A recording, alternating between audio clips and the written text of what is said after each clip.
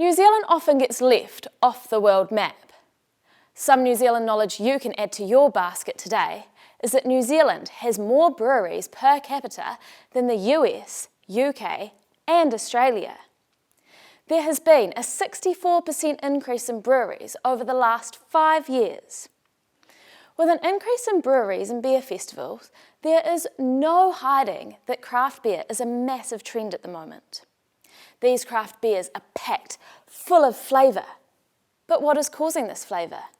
It's a combination between the malt, yeast, and, most importantly, hops. Hops are a flower produced by the Humulus lupulus plant.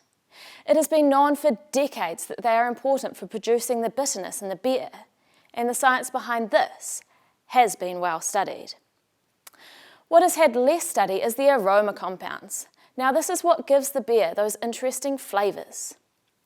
Bringing this back to New Zealand, our hop breeding program can take up to 10 years to produce a new hop variety. Although the lengthy time, we have been able to produce some very unique cultivars.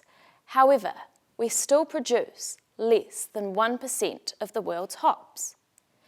And that's where I come in. I was fortunate enough to collect my own samples from the Tasman region, where majority of New Zealand hops are grown. Using these samples, I apply a fingerprinting approach to detect as many aroma compounds as possible.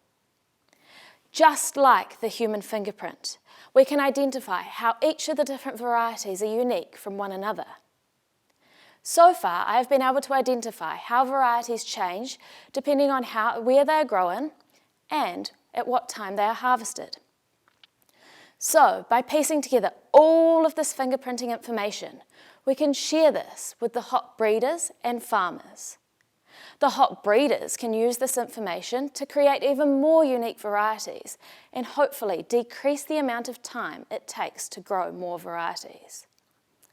The hop farmers can use this information to know where they might be able to expand where they're growing the hops and also have more knowledge on the time of harvest and how this is affecting the aroma compounds.